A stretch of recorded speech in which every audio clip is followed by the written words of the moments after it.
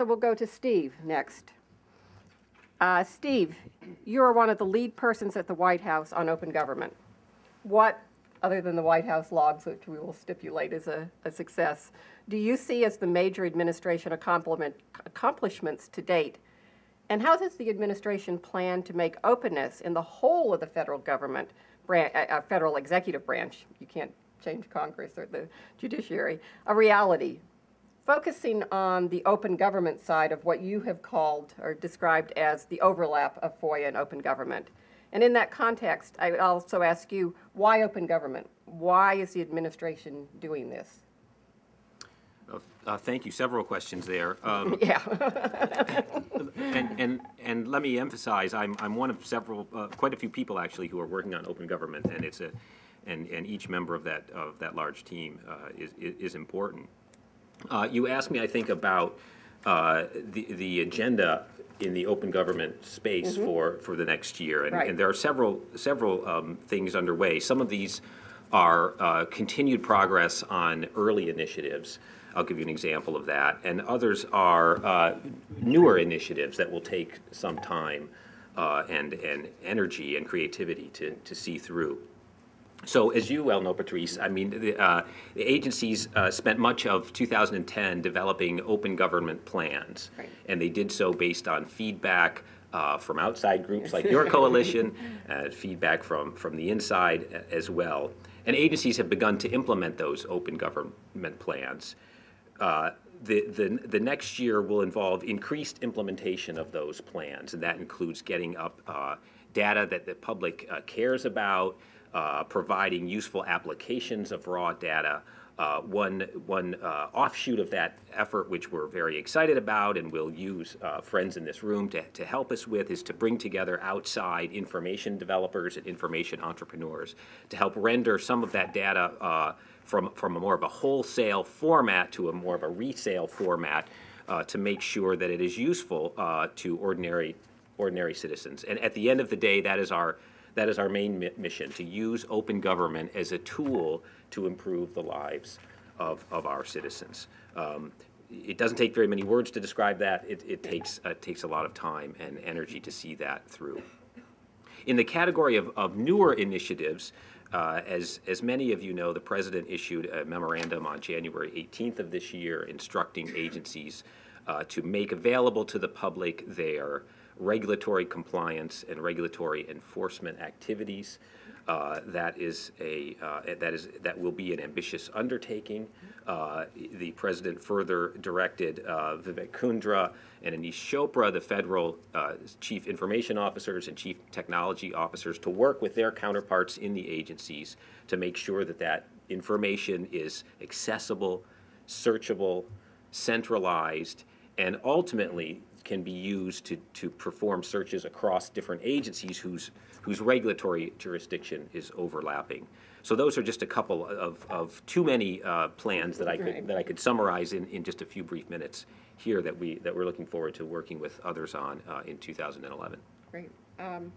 So you mentioned, or maybe you didn't, the administration's FOIA record over the past year or so has gotten a pretty thorough going over in the press this week.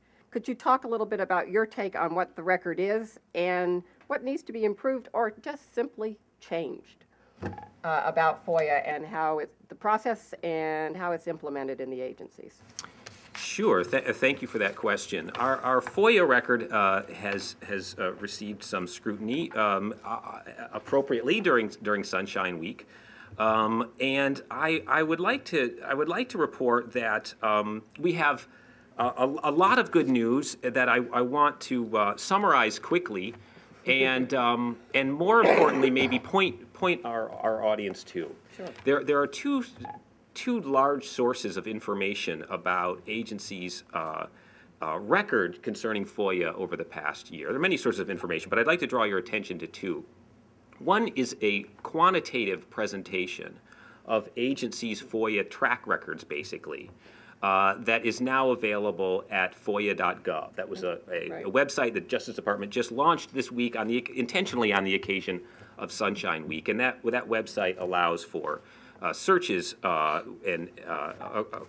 various sorts of searches that are, they're, as I say, of a more quantitative nature. Agencies also provide a kind of qualitative picture of what they've done with respect to improving the implementation of FOIA and their FOIA architecture. And this, too, is available now at that same website, as well as the Office of Information Policy, that's an office within the Justice Department, as you know, their website. And these summarize, some of the agency-specific initiatives over the past year. There's plenty of good news to report, and I'm happy and eager to report some. Let me hit a couple of the highlights if it's responsive to your question. So many people focus on backlogs of FOIA requests. So not to throw too many numbers at us, but since it's a factual question about backlogs, the cabinet agencies reduced their backlogs over the past year by 10.9%, which was over the target. All of the federal government's agencies taken together, that is 97 agencies that are subject to the FOIA by statute, reduced their backlogs by 10.1%. Another metric that those interested in FOIA often emphasize is disclosures. Agencies increased their percentage of full disclosures over the past year by about 6%. Taking full disclosures and partial disclosures together, agencies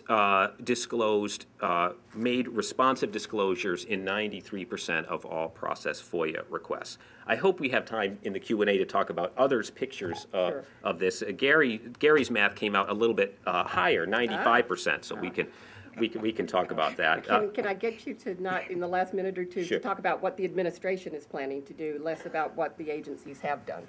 Well, those are very much related. Those are very much related because what the administration has done, and these figures are responsive to our efforts, is to provide help and support and encouragement and emphasis as agencies undertake improvements to their FOIA architecture. One theme of this past year, and a theme going forward, will be the proactive disclosure of information, so that agencies are putting out for the public's benefit information that otherwise would be sought through the mechanism of the FOIA. And many agencies have been very active in doing this. The Department of Agriculture, the EPA, the Department of Commerce, many others, too many to name. And so that we will encourage and promote over the course of the next year. The administration, I think of us as a team, the agencies and the administration, certainly the executive branch agencies, will continue to promote the importance of a well-working FOIA system.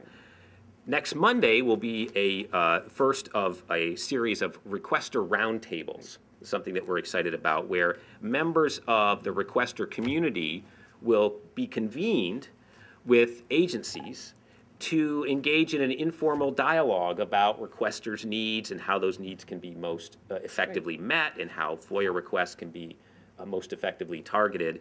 And this series of requester roundtables, which are open to the public and anyone can register and participate, will take place over the course of the next year as demand for this kind of thing demands. So that, again, one of a number of examples of initiatives that we're taking to continue the President's goal of making FOIA a well-working system. Great.